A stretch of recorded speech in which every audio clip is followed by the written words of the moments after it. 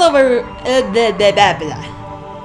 everyone, this is Zora Water. I did not mess up my intro. What are you talking about? Anyways, welcome to .hack GU Volume 1 Rebirth. Try to say that 5 times fast. My controller. Wait, what? Okay, no, sorry. Before we get to the actual game, I want to warn you about a few things, and I want to talk about something, which is the convert option. If you have any of the 4 past .hack games, which I unfortunately have none, because I would rather have the entire set than rather just have one, like only 2 or 3 of these, which is impossible to find now. You can actually convert the data over. I'm not really sure what this does. I do know that it does unlock a few secret movie clips that you wouldn't be able to get otherwise. For each volume, it's a different bonus, so give that a shot if you are lucky enough to get that game.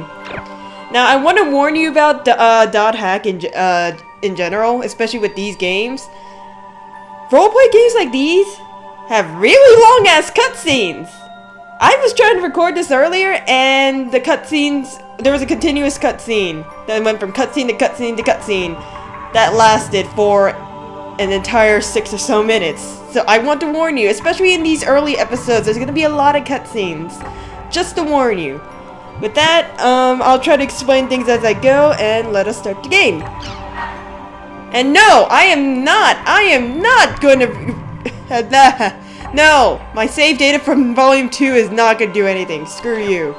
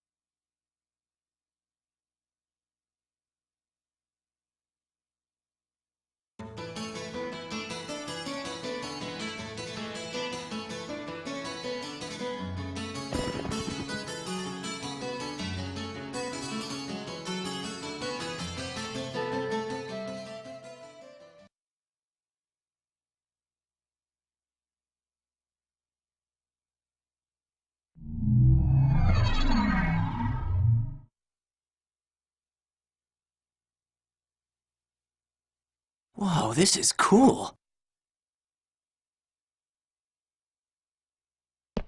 Hey! Hey, you! You, the adept rogue! Yeah, you! I'm talking to you!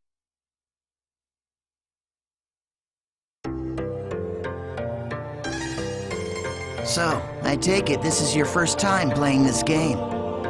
Yeah, I just finished installing it to my PC. Well, if you wish, we will be honored to show you around. Huh? I am sure you would like to become well acquainted as soon as possible. Just say yes and come along with us. I promise you won't regret it. All right, it is decided then. Here, I'll hand you my member address. Member addresses are short email addresses that you can only use in the world. Short mail allows you to instantly send and receive messages from any player online in the world. You can only invite people that you have member addresses for to join into your party. Alright, so let's open the menu. Press the triangle button to open it.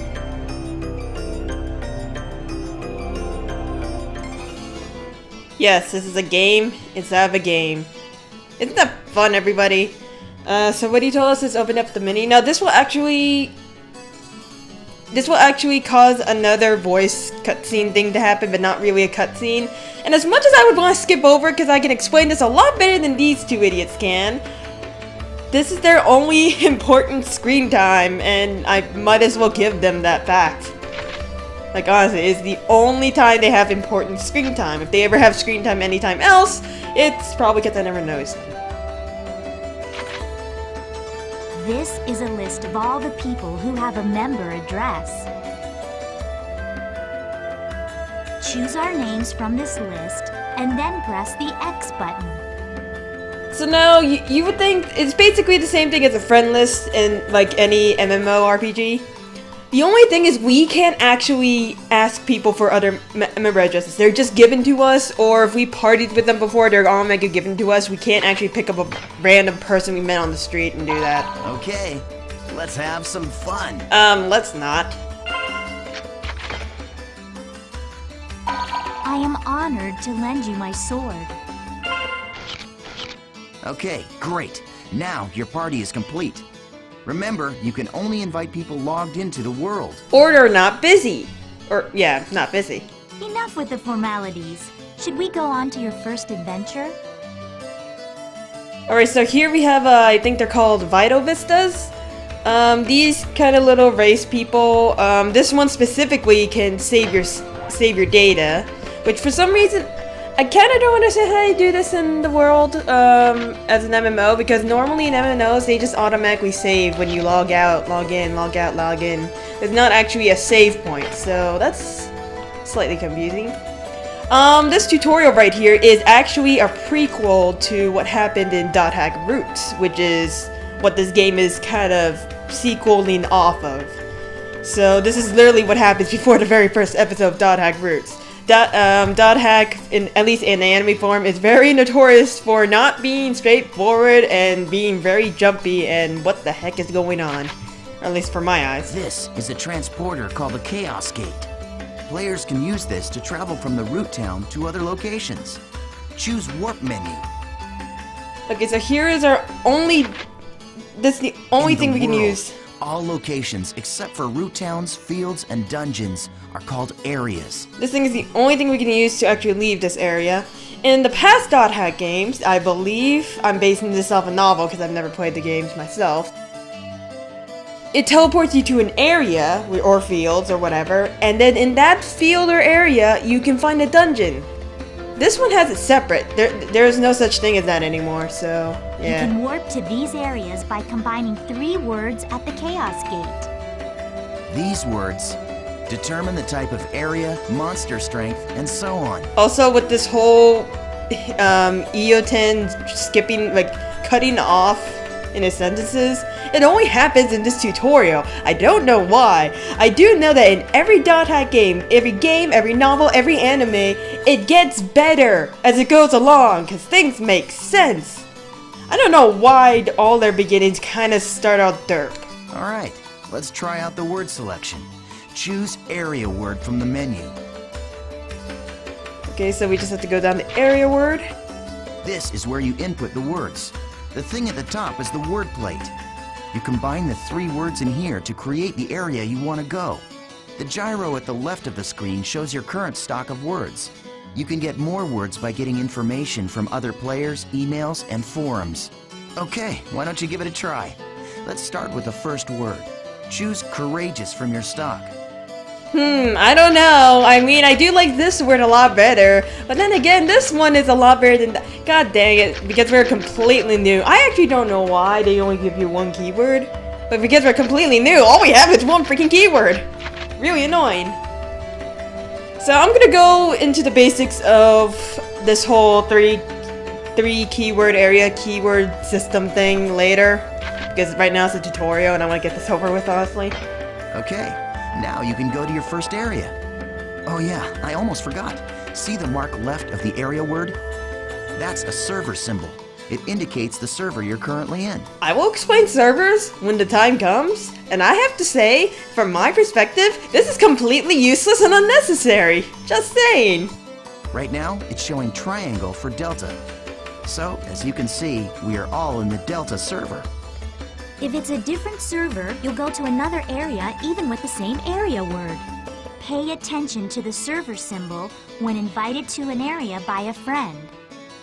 If you want to know more, just check out some of the forums. All right, then we're off to Delta Courageous Engaging Daydream. Alright, initiate area warp? Yes, I do. And here's our lovely, lovely loading screen of loadingness. So yeah, honestly, it's not too much of a bad game. I like RPGs. Really kind of nervous about doing this one because holy crap, the cutscenes are really long. So, we've all been transported to a field. Open your map to take a look at the layout. Go ahead and press the select button on the controller. Also, honestly, this is probably one of the few only games where it doesn't actually break the fourth wall because you are playing an MMO with a controller, honestly. This is the area map. Use this screen to check current position, mission info, and any other information you may need. First, let's take a look at what our mission is. Go ahead and press the X button. Okay, so we have the map here, we have a legend on the upper right, the name of the field up there, and then if you press X, we get to see our mission. This is our mission. Makes it sound so serious. Missions are basically, well, I guess they're sort of like our objective for the area. It looks like this is a collection mission. We must collect 3 symbol fragments and make our way to the Beast Temple. The symbol fragments are in treasure chests found on the altars. The altars are protected by monsters, so the only options are to open the treasure without being seen. Or defeat the monsters first, then open the treasure. These are the altar icons. I suggest we first head to each of these icons and open the treasure chests. Now, this is the icon for the Beast Temple, which is our final destination. Okay, now that we've confirmed what our mission is, let's be on our way. Wait up, Asta. You forgot one more thing. Over here we have, God, I actually don't know their proper names. I think they're just mainly called platforms. But these transporters are around the fields and sometimes in certain sections of the dungeon so that you can actually just return to town without having to retrack back. Like, it's the way to leave the actual area. Okay, this time let's really get going. If you're unsure where the Beast Temple or the altars are, just press the select button to check the map. Alright, with that we can actually move around. Right now we're in one of the many fields that are in this game. Over there you see kind of like this giant cannon off in the distance. This was made mention in Dot Hack Roots, I think, by Shino, maybe? Shino is one of Haseo's soon-to-be friends, because right now this is before Dot Hack Roots. I'll be explaining more of that. Apparently it has something to do with the world's backstory. Yes, the world actually has backstory, and no one actually looks at it because it really isn't important to this game's story. Like, honestly, it's just kind of out of the way. Wait, are those fishes? Oh my god, those are fishes! Nice! We found an altar already. Fish! Okay, so when you see an enemy group, well actually I'll better to show you honestly. Just kind of walk up to them, eventually you'll be able to target them. Good. Now, press the X button for a surprise attack. This only works if they don't see you. If they see you, a question mark will appear above their heads and they either will stay there and look at you, or they will move towards you. So yeah. My sword fears nothing. Once the battle begins, the battle area spreads out like this. The battle area is surrounded by the battle fence, so it's virtually impossible for anyone to escape. The only way to escape from a battle is with an item called a smoke screen. Which I want to use as much as possible, but I'm not allowed to. Asta and I don't have one right now, so we'll have to fight it out. Okay, so here the gameplay of this is very, very simple. All you have to do is tap X, I'm not even kidding. For different weapons though, you have to do different Hey, you're not too bad. commands. Not so difficult, huh? So just keep on doing that. Eventually you'll have a, at the end of your combo, for depending on the weapon, usually at the end of a combo, you have to do like a little quick action command. Here they're asking us to hold down X. If you do, you have a charge shot. Letting go will actually execute it. Yeah, keep it up. That's it. Just continue fighting like that. So here we have regular attack, combo attack, charge up attack, and then the guard button, which is kind of useful actually. The one time that guard is actually useful to me. Hello. No. So right now they're not fighting because they're level 10 and we're level 1, so yeah, and they want us to figure out the game. Ouch, ouch, stop it. Hang on. Sorry about that, guys. My phone went off because apparently my dad called. As much as I don't really like answering the phone during recordings, I kind of have to because I was given an opportunity for something and I'm waiting for the guy to call back. So I apologize in advance for this. And there we go. It's not that. Wait, you actually attacked? Okay. A little bit about the experience. You have your level, your acquired experience, and the current EXP you have. The max EXP, which is right now 1,000, that never changes. It just changes on how much EXP you gather. So leveling is not too bad in this game. I say that very hesitantly. So normally, if I forgot to mention, there are 3 different missions in 2 different areas. There's the dungeon area and the field area. The dungeons, all you have to do is go through the dungeon, get the beast get the treasure chest at the end, get out. In the fields, you have either gain the symbol fragments, like what we're doing right now, or defeating the boss in the area, which is technically not completing it, because you could just leave whenever, but that's technically the main objective of that area. If this was a defeat the boss in this field area, then these would not contain symbol fragments, they would actually contain treasure chest, like actual treasure. Right now they only contain symbol fragments because it's the only way to get them. Alright, we found another altar. It's very rare to find like an actual treasure chest in these kinds of areas. I'll teach you about using skills to attack. Alright, so here we're gonna do it again. Attack! Regular and combo attacks are just simply normal attacks. Skills enable you to do much more damage to your enemies. Okay, so skills are basically what they sound like. They're just skills. There's 2 ways to actually execute skills, and I'll try to show both ways. Although they're kind of forcing us to use the skill trigger, which is pressing R1. Okay, what you see here is the skill trigger menu. Do you see the 4 panels? You can press the button that corresponds to each panel to execute the different arts. Now try it out by using the arts. Gale Blade. In terms of skill terminology, arts are used for people who are actually using physical classes, like what we are. Technically, we're an adept rogue, which is we can pick 3 different classes. We'll be able to level job advance as we go along. So right now our only ones are Gale Blade. We can just hit any of the right buttons and we can execute it. Alright, perfect. The skill trigger is not just a shortcut. It can also be used to stop enemy attacks, or it can be used to interrupt one of your own. Aren't you forgetting something important, EO10? There is an even more important use for the skill trigger. Of course I haven't forgotten. You're talking about Rengeki, right? Okay, so Rengeki is real useful and you should try to aim for it as much as possible, honestly. So basically what happens is, well, right now they're scripted not to move because it's a tutorial. What you have to do is just keep attacking the wrong one, apparently. Keep attacking them. If they don't actually manage to land a hit on you, eventually they will get surrounded by this. And I accidentally skipped over that as I did last time. quickly you want to go into your skill trigger and hit something, anything. Like, as fast as... Are you freaking kidding me? Really? There you go. Very well. Shall we let him play as he wishes? That sounds very suggestive, and I'm very scared. That's a good idea. All right, Haseo, it's all up to you now. Okay, so I'll explain the trick.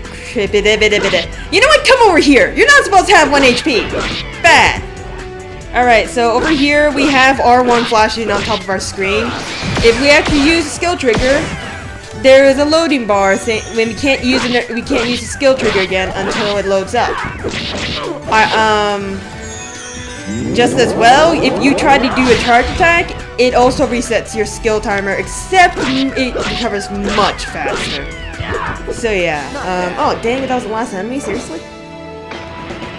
So here we have, if you do Rengeki, you get a small bonus of EXP depending on how many times you do it. I don't know if there's a max, I think there's like a max of 2 or 3. So that's good.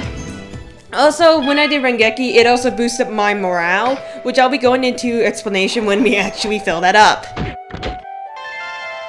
So that is the second symbol fragment, and the third one is North. I said North Haseo. A little thing about Haseo is people like to see him as the Sasuke of this game. Not only do they have the same voice actors, I don't know if that's the same for the anime and the game, but they do have the same voice actor, and Haseo is like Sasuke, only 10 times wimpier and 10 times worse, honestly. Like, it's really bad. So no more tutorial stuff for this third battle, thank God. Ow, ow, ow, ow. Can I actually kill you guys? So yeah, right now the start of the game is not too bad. So right now we're the only ones attacking because those two are just trying to help us out. Because you know, there's really nice people on the internet, guys. You should trust everyone. No, not really. So these Goblin Rookies are really no match for us, and if our HP gets a little bit too low, they're gonna heal us, thank God. Now, real quick, I want to show you the ow, ow, ow. I want to show you the difference between skill trigger and skills. Where are the skills? There's skills. You have 3 different skills. Heal support. I said heal support. Attack, spell, and arts. So here we have Gale Blade. If we do this, you have a slight pause, and then Haseo actually executes it. With the skill trigger, everything pauses, and you can do the skill automatically, and it slightly pauses the enemies. Just a bit. However, shoot, I just forgot what I was gonna say. No. However, if you can't stay on the skill trigger forever. There is a certain time limit, like I think about 3 to 5 seconds before it cancels it out entirely, and it has to refill the entire gauge, I think, all over again, something like that. So with that third enemy's beaten, we have gotten the symbol fragments, and they fuse together to become the judge's symbol. Once we get the judge's symbol, it opens the door to the beast temple, and we can go get our reward. Yeah! Awesome job! Alright, let's finish off by heading for the beast temple. Okay, now use the map to check your position, just like we taught you. Okay, so with that, we should be heading to the Beast Temple. However, I apparently quickly found out that this actually executes a 6-minute plus long cutscene, jumping from cutscene to cutscene. So instead, I'm just gonna take the time wandering around, talking about stuff about the game before we actually enter the Beast Temple, and I screw myself over with time. Let's talk about the world for a second in general. I say this is a game inside a game, but to be more precise, this is the closest thing that could be to a virtual reality MMORPG. Kind of like Sword Art, but not really. Sword Art, it basically connects your entire brain and nervous system into the game, I believe is what it says. However, with the Dot Hack series, this was before all this happened. The closest thing they could do is something similar to the Oculus Rift, where you see everything as if you were right there. However, your mind's not connected. You have headphones to hear everything. And so it feels like you're really there, but you really aren't, because you still need control to actually control your character. which is slightly unrealistic with the dot hack standards because you can do real life stuff, real life movement with the controller. That's not unheard of, but honestly, it just kind of loses it there. So that's the kind of MMO this game is, and yeah. Now there's always a teleporter at the front of every beast temple. This is your way to actually leave the area once you actually get the treasure. Like I said, if I go in there, it's gonna issue a long-ass cutscene, and I don't want to deal with that, especially in this episode. So in the next episode, we will be going in there and waiting a long time for that cutscene to be over. So we'll see you guys then. This is Zora signing off. I had to. This is an MMO. You have to get off. Okay, I'll leave.